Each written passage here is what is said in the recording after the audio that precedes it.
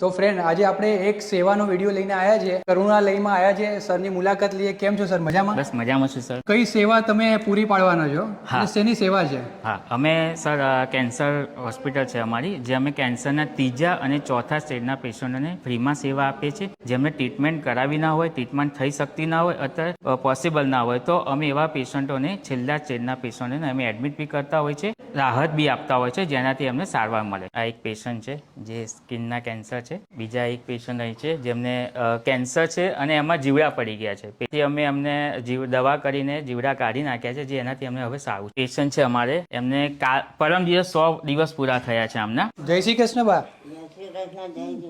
જય જીતેન્દ્ર. તો કેવું લાગે છે અહીંયા? મને છે ને મારા ઘર કરતા હતા, મારા મિસ્ટર અહીંયા જ ગુજરી ગયા 15 દિવસ પહેલા આ જગ્યાએ. આજે મને સારું લાગે છે કે હું અહીંયા બે મહિના રહીશ અને કમ્પ્લીટ કરીને રહીશ, કે હું અહીં જ રહીશ. બસ તમારે દવા છે, તમે જવાય નહીં દઈએ.